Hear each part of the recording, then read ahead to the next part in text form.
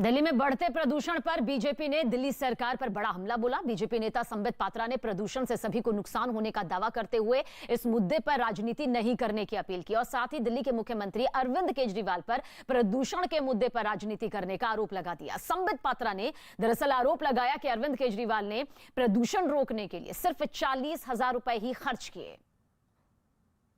तो अरविंद केजरीवाल जी की सरकार ने देखिए अच्छी बात जवाब दिया है और जवाब में क्या क्या है मैं अभी आपको रखता हूं। ये डेट भी है इसमें 10/2/2021 फरवरी का है और उसमें अरविंद केजरीवाल जी ने बिल्कुल जवाब दिया है। बिना राजनीति किए हम इसमें कहना चाहेंगे कि अरविंद केजरीवाल जी ने कहा कि दिल्ली में सेंसस 2011 के अंतर्गत जो जमीन एग्रीकल्चरल लैंड है वो 30,000 हेक्टेयर है।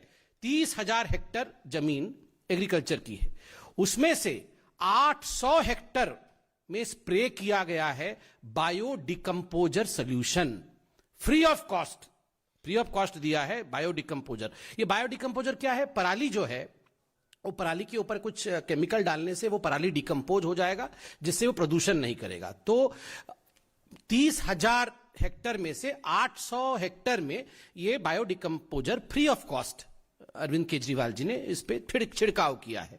Out of the total 800 hectare area considered of free spray of Pusa biodecomposer only 744 hectare area was spread till date. केवल 744 हेक्टेयर पे ही हो पाया, बाकी बहुत काम है उनके पास, तो 800 पूरा नहीं हो पाया, 744 पे ही हो पाया। और कितने किसानों को इससे बेनिफिट मिला? 310 किसानों को। लोगों की सुरक्षा हेतु इस नई तकनीक के बारे में जागरूकता के लिए दिल्ली सरकार की ओर से विज्ञापन जारी किए गए थे जिस पर 15,36,36,828 रुपए 15,36,36,828 रुपए खर्च किया गया। 40,000 रुपए का कैप्सूल लिया गया और 15,80,36,828 रुपए खर्च किया गया एडवर्टाइजमेंट करने के लिए। और किसको? कितने अच्छे हैं अरविंद केजरीवाल जी, केवल दिल्ली में नहीं पूरे भारतवर्ष के किसानों को उन्होंने 40,000 रुपए के कैप्सूल को लेकर पूरे भारतवर्ष में एडवर्टाइजमेंट किया।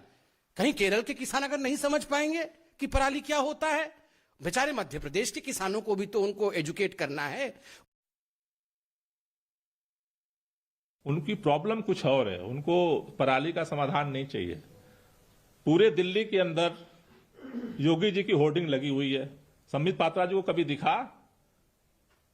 उत्तर प्रदेश के मुख्यमंत्री हैं, होर्डिंग पूरे दिल्ली में पट्टी होती, कभी दिखा उनको? उनकी प्रॉब्लम ये नहीं है, उनकी प्रॉब्लम ये है, वो अलग प्रॉब्लम है कि आम आदमी पार्टी फैल कैसे रही है।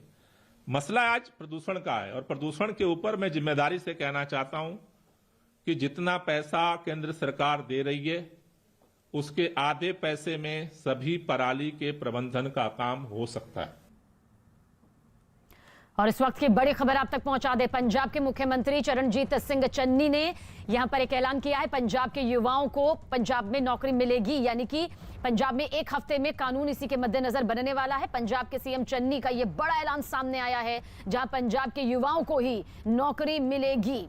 पंजाब में एक हफ्ते के अंदर देखिए किस तरह से इसे लेकर एक कानून बनाने की प्रक्रिया भी शुरू हो जाएगी। यह बड़ा ऐलान पंजाब के सीएम, पंजाब के मुख्यमंत्री चरणजीत सिंह चन्नी के जरिए सामने आया है कि पंजाब में पंजाब के युवाओं को ही नौकरी मिलेगी।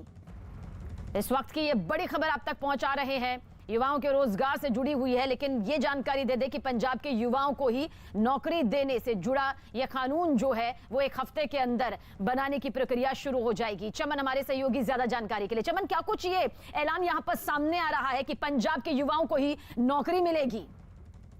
जी देखिए, जिस तरह से पंजाब में पिछले दिनों जो पंजाब के काफी बेरोजगार टीचर थे वो इल्जाम लगा रहे थे और काफी यूनियन के लोग भी थे कि पंजाब के जो युवा हैं वो बेरोजगार हैं और जो बाहर से जो लोग आते हैं उन्हें जो है पंजाब में नौकरी दी जाती है और पंजाब के जो युवा हैं वो बेरोजगार हो गए हैं और उनको नौकरी में पहल नहीं दी जाती। इसलिए चन्नी सरकार ने आज एक नया ऐलान किया है कि पंजाब में जो पंजाबी हैं उन्हीं को सबसे पहले जो है पंजाब में नौकरी दी जाएगी और पंजाब सरकार एक हफ्ते के अंदर इसमें इसमें एक नया कानून भी लाने जा रही है। और पिछली हम बात करें तो हरियाणा सरकार भी इसमें जो प्राइवेट नौकरियों में जो है वो 75% जो है वो जॉब का वादा कर चुकी है। तो कहीं ना कहीं देखा जा रहा है कि पंजाब सरकार भी उसी तरह का कोई नया कानून जो है वो लाने की तैयारी में है। जी।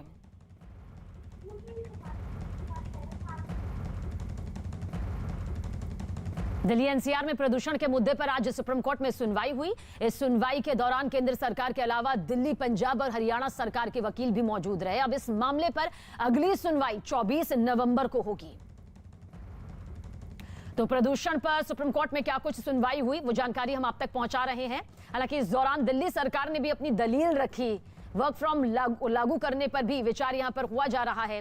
अब अगली सुनवाई इस पूरे मामले को लेकर जानकारी आप तक पहुंचा दे कि इसकी तारीख 24 नवंबर को तय की गई है। और आज हुई सुनवाई के दौरान केंद्र सरकार ने सुप्रीम कोर्ट को हलफनामे के जरिए बताया कि न्यायालय के वर्क फ्रॉम होम लागू होने के सुझाव को लागू करने पर ही विचार किया जा रहा है। और साथ ही सरकारी अधिकारियों के लिए वाहन प्रदूषण को कम करने के लिए वाहन पूल सिस्टम लागू किया जाएगा। और इसके लिए केंद्र सरकार ने 16 नवंबर को आदेश भी जारी कर दिए।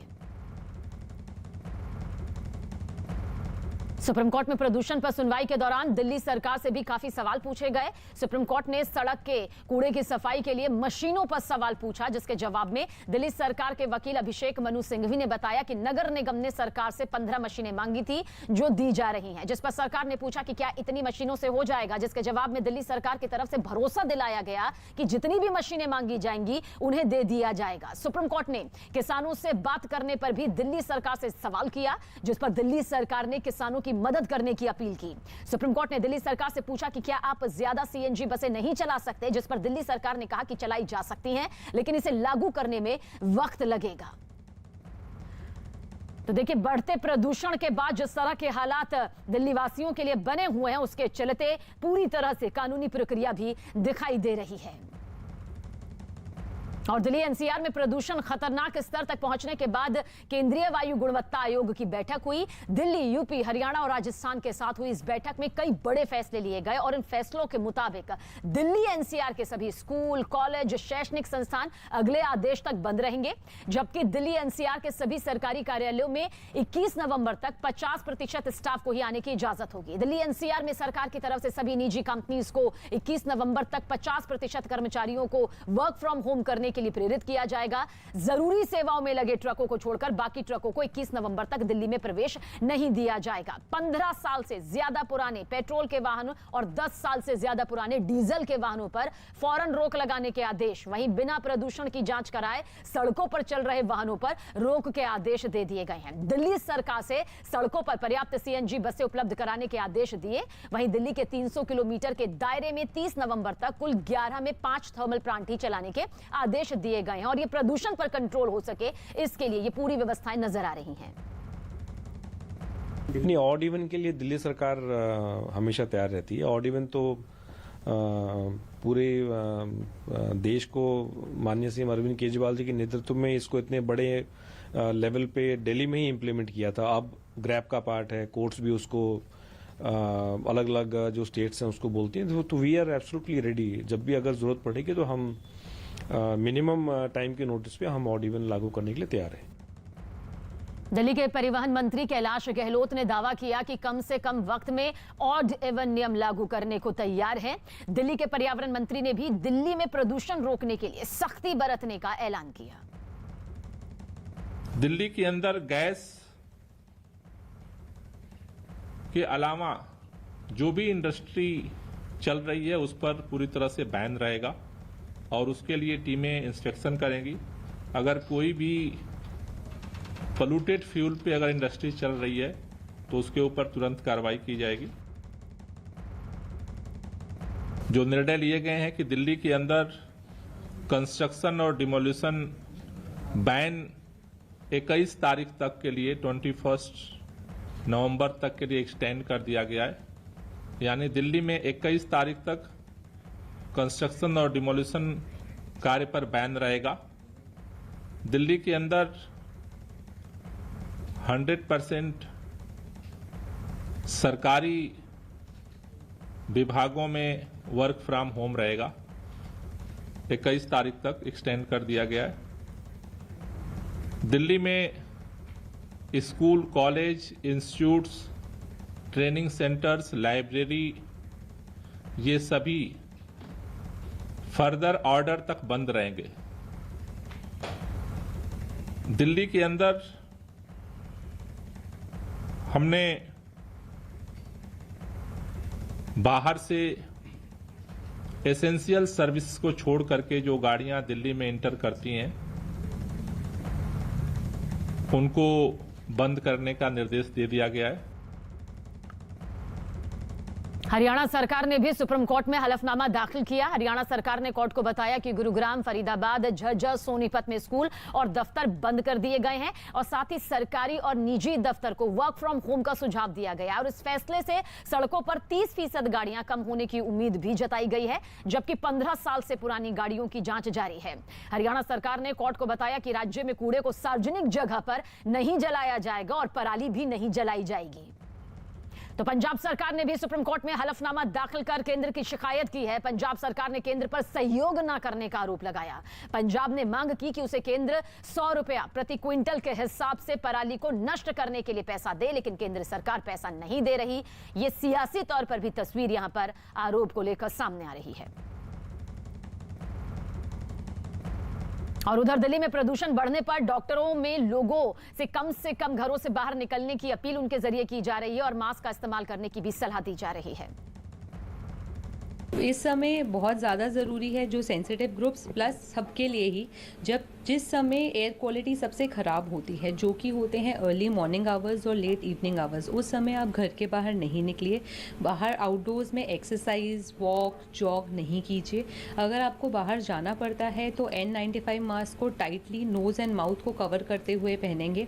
आपको एयर पोल्यूशन के अगेंस्ट जो क्लॉथ मास्क होता है वो प्रोटेक्शन नहीं देता है, क्योंकि एयर पोल्यूशन में जो PM 2.5 पार्टिकल्स होते हैं वो उसके थ्रू जा सकते हैं। N95 mask 95% of those particles को सीव आउट कर लेता है। तो अगर आपको जाना भी पड़ता है तो आप टाइटली फिट N95 मास्क पहन के जाइए। आप ज़्यादा भीड़ भाड़ वाली जगहों में या जहाँ पे ज़्यादा पोल्यूशन के लेवल्स होते हैं उधर ना जाएं तो ज़्यादा बेहतर है। धूप के समय बाहर निकलें, स्पेशली जो सेंसिटिव ग्रुप्स होते हैं।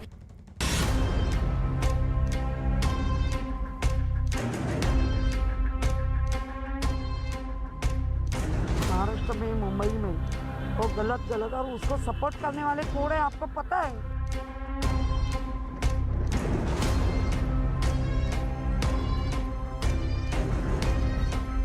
महात्मा गांधी के ऊपर कोई इस तरह का वक्तव्य आए, ये राष्ट्रद्रोह के बराबर है। ये कोई बहुत महत्वपूर्ण न तो हमारे लिए है और न देश के।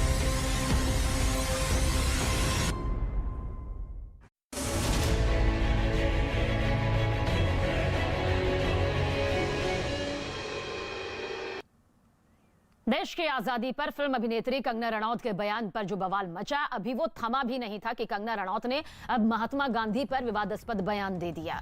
उन्होंने अपनी पोस्ट में लिखा कि कुछ लोग थे जिन्होंने हमें सिखाया कि कोई तुम्हें एक थप्पड़ मारे तो दूसरा गाल आगे कर दे और इस तरह तुम्हें आजादी मिल जाएगी। आगे कंगना ने लिखा कि इस तरह आजादी नहीं मिलती, इस तरह सिर्फ भीख मिलती है। अपने नायक को बुद्धिमानी से चुने। कंगना के बयान पर महात्मा गांधी के पड़पोते तुषार गांधी का भी बयान सामने आया। उन्होंने कंगना रनौत पर सुर्खियों में बने रहने के लिए उलझुल बयान देने का आरोप लगाया। तो कंगना रनौत के बयान पर लगातार विवाद गहराता जा रहा है। पहले देश की आजादी को लेकर जो बयान कंगना रनौत का सामने आया उसे लेकर बवाल मचा और उसके बाद अब महात्मा गांधी को लेकर आए उनके इस नए पोस्ट से भी बवाल मच रहा है। गांधी जी पर दिए विवादास्पद बयान पर शिवसेना नेता संजय राउत और एनसीपी नेता नवाब मलिक ने कंगना को आड़े हाथों लिया, तो वहीं कांग्रेस नेता नाना पटोले ने कंगना के खिलाफ केस दर्ज कराने तक की बात कही है।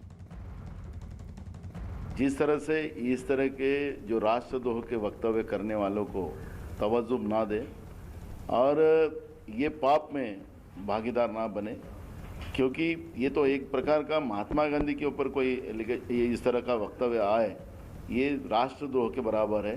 हमारे माजी मंत्री नसीम खान जी ने उसको अभी पुलिस में केस दायर किया है। हम कानून उसके ऊपर पूरी ये करेंगे और इस तरह का वक्तव्य कांग्रेस कभी सहन नहीं करेगा। कश्मीर में पंडितों की हत्या हो रही है और बहुत कुछ देश में चल रहा है। और ये मैडम को मालूम होना चाहिए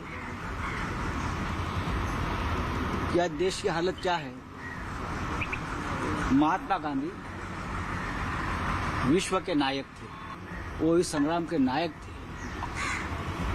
अगर किसी को लगता है कि वो नहीं है, गांधी को नहीं मानते, लेकिन इस देश के प्रधानमंत्री, आज के प्रधानमंत्री मोदी जी भी गांधी जयंती पर राजघाट पर जाकर गांधी जी के स्मारक और समाधि के ऊपर फूलमाला चढ़ाते हैं। कंगना रनावत ने महात्मा गांधी जी के को लेकर अपमानजनक बातें कही है। हमें लगता है एक पूरी तरह से सुनियोजित तरीके से देश में महात्मा गांधी हो, पंडित जवाहरलाल नेहरू हो और जो देश के स्वतंत्र सेनानी है, उनका चरित्र। और कंगना के महात्मा गांधी पर दिए विवादास्पद बयान पर कांग्रेस नेता प्रमोद तिवारी ने उनकी सोच पर ही सवाल उठा दिए। कांग्रेस के वरिष्ठ नेता प्रमोद तिवारी इस वक्त हमारे साथ है। प्रमोद जी, कंगना रनौत का कहना है कि गांधी जी ने जो आजादी हासिल की वो आजादी नहीं, भीख के तौर पे थी, जिस तरह से उन्होंने आजादी हासिल की। सिर्फ यही नहीं कहा कि आजादी हमें भीख में मिली, बल्कि गांधी जी को, हमारे राष्ट्रपिता को, लालची सत्ता का भूखा और लालची कहा है। शर्म आ रही है मुझे कि जिसे भारतीय जनता पार्टी ने, चूंकि उनके नेताओं से इनके संबंध हैं, करीब हैं उनके, तो पद्म अवार्ड से नवाजा हो, वो हमारे राष्ट्रपिता के लिए ऐसी अभद्र टिप्पणी कर रही। तत्काल मुकदमा कायम होना चाहिए कंगना रनौत खिलाफ और गिरफ्तार किया जाना चाहिए। एक सीमा होती है, एक सीमा होती है। आज यही कारण है कि विदेशों में गांधी जी की स्टैच्यू तोड़ी जा रही है। गांधी बनाम बोर्ड से छिपा हुआ था, भाजपा छिप के लड़ रही थी, पर अब तो उनकी पद्मश्री अवार्ड प्राप्त अभिनेत्री जिनकी निकटता मशहूर है, उन्होंने भी गांधी की आलोचना करके गोडसे की तरफ इशारा कर दिया। कंगना रनौत ने यहाँ तक कहा कि यह भी सबूत है कि भगत सिंह को वो फांसी पर चढ़ाना चाहते थे। गांधी जी पर यह भी आरोप लगाया है, गांधी जी के बारे में कहा है। बहुत ही घटिया और मैं कहूंगा गंदी सोच है, जिसके लिए कांग्रेस पार्टी के वकील लड़े। नेताजी सुभाष चंद्र बोस के लिए भी उन्होंने कहा। आज उनकी पौत्री ने साफ इनकार कर दिया कि सहमत नहीं इस विचारधारा से। गांधी जी के संबंध बहुत अच्छे थे नेताजी सुभाष चंद्र बोस से, लेकिन ये गंदा साहित्य पढ़ती है, वो साहित्य पढ़ती है जो इतिहास का नहीं है। सच भाजपा के नेता लोग जो दे देते हैं वही साहित्य पढ़ लेती है, इसे इतिहास का ज्ञान नहीं। फिर भी अक्षम्य अपराध किया है कंगना रनावत ने, राष्ट्रपिता को गाली देकर। ये कानूनन जुर्म है। और गांधी जी पर दिए कंगना रनौत के विवादास्पद बयान के बाद बीजेपी के प्रेम शुक्ला से न्यूज 18 ने बातचीत की। क्या कुछ उन्होंने कहा इस पूरे मुद्दे को लेकर, आप भी सुनिए। हमारे साथ में बीजेपी के राष्ट्रीय प्रवक्ता प्रेम शुक्ला जी। प्रेम जी, कंगना रनौत ने कहा कि दूसरे गाल को आगे करने से भीख मिलती, आजादी नहीं। देखिए, ये उनकी अपनी निजी राय होगी इस पर कि जो है जो अहिंसा के पुजारी हैं वो निश्चित तौर पर उसको स्वीकार नहीं करेंगे।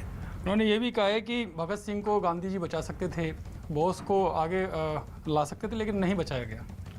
देखिए, उनका इतिहास बहुत तो मुझे नहीं पता है, लेकिन गांधी, भगत सिंह और बोस के बीच में किसी प्रकार का मनभेद था ऐसा लगता नहीं। उन्होंने ये भी कहा है कि या तो आप गांधी के फैन हो सकते हैं या नेताजी के समर्थक हो सकते हैं। देखिए, दोनों की प्रशंसक हो सकते हैं आप, आवश्यक नहीं कि दोनों के बीच में आप विवाद ही ढूंढें। ये भी एक आरोप लगा है कि बापू सत्ता के भूखे थे। ये तो बहुत ही हास्यास्पद आरोप है। बापू ने हमेशा जो है त्याग को ही प्राथमिकता दी। चालाक भी बापू को उन्होंने बताया है। देखिए, चालाक होना कोई गलत बात नहीं, धूर्त नहीं होना चाहिए। तो बापू जो है निश्चित तौर पर बुद्धिमान व्यक्ति थे। अब बुद्धिमान और का ही पर्यायवाची चालाक समझ रहे हो तो कोई आपत्ति नहीं है। क्या कांग्रेस पार्टी ये भी मांग कर रही है कि उनकी गिरफ्तारी करनी चाहिए इस पूरे मामले को लेकर? देखिए, कानूनी प्रावधान है उनका, जो है किसी को पालन करना हो तो करे, लेकिन मुझे लगता है कि बयानों पर गिरफ्तारी की परंपरा अगर प्रारंभ कर दी गई तो राहुल गांधी रोज गिरफ्तार होंगे। संजय राउत कह रहे हैं कि वो गांजा प्रयोग करती हैं, गंजेड़ी हैं। अब उसकी सप्लाई नवाब मलिक के परिवार से होती होगी, इसलिए संजय राउत को ज्ञान होगा। और हाल ही में कंगना रनौत ने देश की आजादी को लेकर बड़ा बयान दिया था, जिसे लेकर काफी बवाल मचा। दरअसल कंगना ने 1947 में मिली देश की आजादी को भीख में मिली आजादी बताया था। कंगना रनौत ने दावा किया कि भारत को असली आजादी 2014 में मिली थी। मोदी सरकार के सत्ता में आने पर यह आजादी मिली। कंगना के मुताबिक 1947 में मिली आजादी भीख में मिली थी। साथ ही उन्होंने सवाल पूछा कि भीख में मिली आजादी कैसे हो सकती है। कंगना के इस बयान के बाद लगभग सभी विपक्षी पार्टियों ने कंगना रनौत के खिलाफ मोर्चा खोल दिया था और कई शहरों में उनका विरोध करने के लिए लोग सड़कों पर उतर आए थे। तो कंगना रनौत एक ऐसी अभिनेत्री हैं जो फिल्मों से ज्यादा अपने बयानों की वजह से सुर्खियों में रहती हैं, विवादों में रहती हैं। वो अक्सर किसी ना किसी मुद्दे पर अपने विचार साझा करती हुई नजर आती है, जिसके बाद ये विवाद खड़ा हो ही जाता है। पहला विवाद उस वक्त सामने आया जब साल 2016 में उन्होंने ऋतिक रोशन से अपने रिश्तों पर खुलकर बात की और ऋतिक रोशन पर जमकर हमले बोले। उसके बाद कंगना रनौत ने करण जौहर को मूवी माफिया बता दिया, जिस पर काफी हंगामा हुआ था। इसके बाद सुशांत राजपूत के निधन को हत्या बताने वाले कंगना रनौत के बयान ने भी काफी सुर्खियां बटोरी थी, जबकि मुंबई की तुलना पीओके से करने के कंगना रनौत के बयान पर भी काफी विवाद हुआ था और शिवसेना ने उनके इस बयान को काफी आलोचना भरे तौर में लिया था। दिल्ली नगर निगम चुनाव का जिक्र कर लेते हैं। साल 2022 की तैयारी में जुटी कांग्रेस के लिए बुरी खबर सामने आ रही है। कांग्रेस के वरिष्ठ नेता और दिल्ली विधानसभा के पूर्व अध्यक्ष योगानंद शास्त्री ने एनसीपी का दामन थाम लिया। 76 साल के योगानंद शास्त्री ने एनसीपी प्रमुख शरद पवार की मौजूदगी में देखिए किस तरह से पार्टी की सदस्यता ग्रहण की। पार्टी अध्यक्ष शरद पवार ने उन्हें सदस्यता दिलाई और गुलदस्ता भेंट करके उनका स्वागत भी किया। योगानंद शास्त्री ने साल 2020 में कांग्रेस से इस्तीफा दे दिया था। योगानंद शास्त्री शीला दीक्षित सरकार में कैबिनेट मंत्री रहने के अलावा साल 2008 से 2013 तक दिल्ली विधानसभा स्पीकर भी रह चुके हैं। 3 बार कांग्रेस के विधायक दिल्ली विधानसभा में रह चुके हैं, लेकिन अब कांग्रेस का दामन छोड़कर वो एनसीपी का दामन थाम चुके हैं। कांग्रेस से एनसीपी में शामिल योगानंद शास्त्री इस वक्त हमारे साथ है। पूर्व में दिल्ली सरकार में मंत्री रह चुके हैं, विधानसभा के स्पीकर का कार्यकाल भी इन्होंने निभाया। हमारे साथ हैं। कांग्रेस से एनसीपी में क्यों शामिल हुए? काम करने के लिए, इसलिए कि हमारी संस्कृति में, सभ्यता में ये कहा गया है कि आदमी को 100 वर्ष तक जिंदा रहते हुए काम करना चाहिए। तो कांग्रेस में काम नहीं हो रहा है कि एनसीपी में जाना पड़ा? कांग्रेस में कितना काम हो रहा आप जानते हैं, उस पर टिप्पणी नहीं करूंगा। सोनिया गांधी और राहुल गांधी के नेतृत्व को छोड़कर शरद पवार के नेतृत्व को आपने अपनाया है, क्यों? देखिए, सोनिया गांधी, राहुल गांधी या कांग्रेस के कोई और सदा ही हमारे माननीय रहेंगे, लेकिन कुछ परिस्थितियां ऐसी हैं जिनके कारण मैं इधर आया हूं। इसका खुलासा मैं 10 दिन बाद करूंगा। वो आप करेंगे, लेकिन आज की तारीख में कांग्रेस में क्या कमी है? अगर आप यहाँ आए हैं तो बाकी खुलासा आप कीजिएगा। कांग्रेस में क्या कमी रह गई है? कांग्रेस में इकबाल नहीं रहा है। क्या राजा का, शासक का इकबाल होना चाहिए, वो नहीं है। इसी वजह से अनावश्यक लोग आदर पाते हैं और जो आदरणीय होते हैं उनकी उपेक्षा हो रही है। तो कांग्रेस का दामन छोड़कर एनसीपी में शामिल होने वाले योगानंद शास्त्री कांग्रेस का दूसरा बड़ा नाम है। इससे पहले इसी साल दिल्ली कांग्रेस के पूर्व प्रभारी पीसी चाको केरल समेत 5 राज्यों के विधानसभा चुनाव से पहले कांग्रेस का दामन छोड़कर एनसीपी में शामिल हो गए थे। उन्होंने कांग्रेस छोड़ने की जो वजह बताई, सुनिए आप भी। हम अपनी पुरानी संस्कृति को मानने वाले हैं।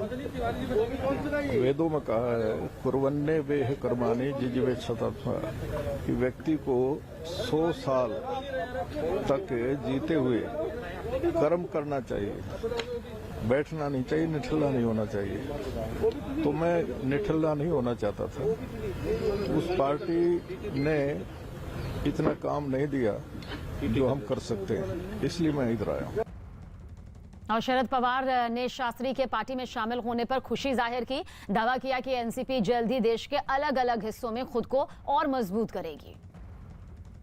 जहाँ तक पार्टी में ज्वाइन होने की बात है, तो ज्वाइन होने ये हर आदमी का, हर पार्टी वर्कर का, हर नेता का तो अधिकार है कि कौन से रास्ते से, कौन से संगठन के माध्यम से हमें आगे जाने के लिए हम लोगों ने तय करना चाहिए। नेशनलिस्ट कांग्रेस पार्टी देश में सबसे बीजेपी के खिलाफ लड़ने का, बाकी सारा पार्टी को ज्वाइन करके एक गठबंधन बनने का काम, उसका लीडरशिप शरद पवार जी ले रहे हैं। और जम्मू कश्मीर से भी कांग्रेस के लिए बुरी खबर सामने आ रही है। कांग्रेस पार्टी के अंतर कलह यहां भी देखने को मिल रही है। यहां गुलाम नबी आजाद गुट के कई करीबी नेताओं ने पार्टी हाईकमान को अपना इस्तीफा सौंप दिया है। इन नेताओं ने पार्टी आला कमान पर अपनी अनदेखी का आरोप लगाया। इस्तीफा देने वालों में पूर्व मंत्री जुगल किशोर शर्मा, पूर्व मंत्री GM सरूरी, पूर्व मंत्री मनोहर लाल शर्मा, पूर्व विधायक वकार रसूल समेत कई बड़े नाम शामिल हैं। इन नेताओं का साफ तौर पर कहना है कि कांग्रेस जम्मू कश्मीर में पार्टी के पुराने नेताओं को नजरअंदाज कर रही है, उन्हें अहमियत नहीं दे रही है और इन लोगों को पार्टी से जुड़े मसलों पर अपनी बात रखने का मौका ही नहीं दिया जाता। इनका यह भी आरोप है कि इनकी कई पुरानी मांगे थी जो पार्टी हाईकमान के पास अभी भी मौजूद है, जिन पर अब तक गौर नहीं किया गया है। तो देखिए अनदेखी की वजह से किस तरह से कांग्रेस को लगातार एक के बाद एक बड़ा झटका लगता नजर आता है। हालांकि गुलाम नबी आजाद से जब इस मामले पर सवाल किया गया तो उन्होंने इस मामले में किसी भी तरह की जानकारी होने से इनकार किया। आपके जो खास लीडर हैं, जो आपके राइट हैंड है, सुरोड़ी साहब है, नरेश गुप्ता जी, विकार और भी कई लीडर हैं, उन्हें जो है पार्टी से रिजाइन किया है ओहदे से। उनका ये कहना है कि जम्मू कश्मीर में जो है वो हाई कमांड जो है अहमद मीर को जो है उन्हें निशाना किया है। मुझे उसके बारे में कोई जानकारी नहीं। किससे जोड़ता है, किस लीडर को किस तरह से मारना है दूसरी पार्टी के, तो फिर तो नुकसान होगा, फिर वो जमहूरियत के खिलाफ है। कांग्रेस नेता प्रमोद तिवारी से जब कांग्रेस नेताओं के इस्तीफे के बारे में सवाल किया गया तो उन्होंने क्या कुछ कहा, सुनिए आप भी। आपकी पार्टी प्रियंका गांधी के नेतृत्व में उत्तर प्रदेश में तो जी जान लगाए हुए है, आप भी वहां लगातार जमीन पे दिख रहे हैं, लेकिन पार्टी की स्थिति दूसरे राज्यों में अच्छी नहीं है। योगानंद शास्त्री जो कि कैबिनेट मंत्री थे दिल्ली सरकार में, शीला दीक्षित सरकार में, और स्पीकर भी रह चुके हैं दिल्ली विधानसभा का, उन्होंने एनसीपी का दामन थाम लिया है। जम्मू कश्मीर में बहुत सारे ऐसे नेता जो गुलाम नबी आजाद के समर्थक हैं, उन्होंने इस्तीफा भेज दिया हाईकमान को। कैसे देख रहे हैं इन तमाम चीजों को? पार्टी में सब कुछ ठीक नहीं चल रहा है? मुझे नहीं मालूम किन्होंने इस्तीफा दिया है, वो किस पद पर थे, किन कारणों से इस्तीफा दिया है। चूंकि रजनी पाटिल जी कश्मीर के इंचार्ज हैं, तो इस संदर्भ में वही अधिकृत है, वही इस पर टिप्पणी करेंगे। योगानंद शास्त्री तो मेरे सामने एनसीपी में शामिल हुए हैं, शरद पवार ने उन्हें शामिल कराया है, तो नाराजगी है पार्टी के अंदर? राजनीति में बहुत से लोग आते हैं जाते हैं, अवसर के अनुसार, राजनीतिक स्वार्थ के अनुसार दलों का चयन करते हैं, तो उस पर मुझे कोई टिप्पणी नहीं करना, क्योंकि यहाँ पे ऐसा कोई साधन नहीं था कि मैं यहाँ पे कर पाऊँ। तो मैं चाहती हूँ कि मैम यहाँ पे एक ऐसा मेडिकल कॉलेज खुले कि यहाँ की लड़कियों को बाहर ना जाना पड़े, और इस करवी क्षेत्र जो है हमारा बहुत पिछड़ा हुआ क्षेत्र है, तो यहाँ पे लड़कियों को पूरी सुख सुविधा यहीं पे मिलनी चाहिए। और मैं अधिकतर देखती हूँ, मैं ट्रेनिंग कर रही हूँ वहाँ पे हॉस्पिटल में, तो बहुत सारे ऐसे भी पेशेंट आते हैं जो बहुत सीरियस कंडीशन में होते हैं और उनको डॉक्टर तुरंत रिफ़र कर देते हैं इलाहाबाद के लिए।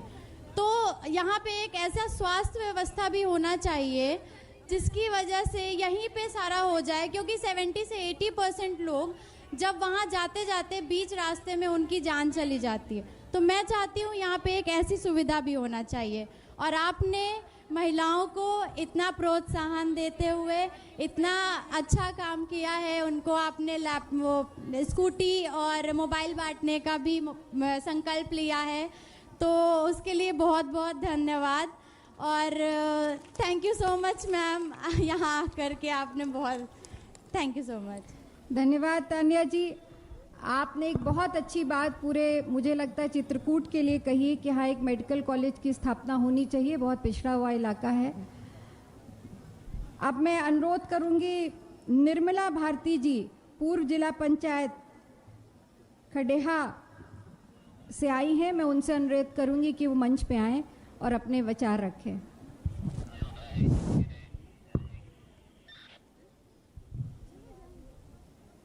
आप सब लोग जोर से बोलिएगा, भारत माता की, भारत माता की।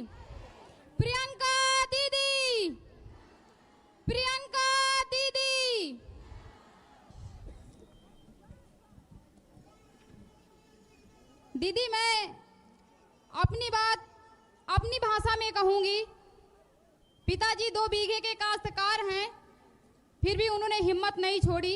हम 4 बहन 1 भाई हैं। हमें शिक्षा के लिए उन्होंने ये बात कहा था कि शरीर का एक एक कतरा बेचना पड़ेगा तो बेचूंगा, लेकिन अपनी बेटियों को शिक्षित करूंगा। बहुत अच्छा। बीए करवाए, LLB करवाए, LLM करवाए, MSW करवाए, मास्टर ऑफ सोशल वर्क। मैं ये सब पढ़ाई पढ़ी और दलित समुदाय की बेटी हूं। मैं चमार परिवार से बेटी हूं। चमार परिवार में जन्मी, निर्धन परिवार में जन्मी। ऊपर वाला ने जन्म तो दे दिया, हुनर दे दिया, प्रतिभा दे दी, लेकिन कहीं ना कहीं मुझे धन से निराश कर दिया। मैं जब 14 साल की थी तब से मैं संघर्ष करती हूँ दीदी अपने बस्ती के। जब मैं उनकी बेटी से मिली, उनकी बीवी से मिली, तो घर लौटते वक्त मैंने सोचा कि जो भी हो, सबसे ज़्यादा मुश्किल तो महिला पे ही होती है। अब वो माँ, वो बेटी अकेली अकेली क्या करे। जो कमाने वाला था वो रहा नहीं, घर में और कोई कमा नहीं रहा था। इसी तरह से चाहे कोई भी समस्या हो सामाजिक, उसका पूरा बोझ महिला उठाती है। आप सब अपने घरों में महंगाई का बोझ उठा रही हैं। 250 रुपए की सरसों का तेल मिल रहा है आपको। सरकार कहती है 1 सिलेंडर पकड़ा दो, 1 मुफ्त का सिलेंडर दे दिया और सोचती है कि अपना काम ही खत्म हो गया है। आप उस सिलेंडर को भरवा नहीं पा रहे हैं। नया सिलेंडर 1000 रुपए का मिल रहा है। सरकार ने ये सोच रखा है कि महिलाओं के लिए ये तोहफे देकर सब काम पूरा हो जाएगा। आपकी शक्ति पहचानना नहीं चाह रही है सरकार, आपको आगे बढ़ाना नहीं चाह रही है। जब महिला आगे बढ़ना चाहती है तो तरह तरह की समस्याएं उसके सामने आती हैं।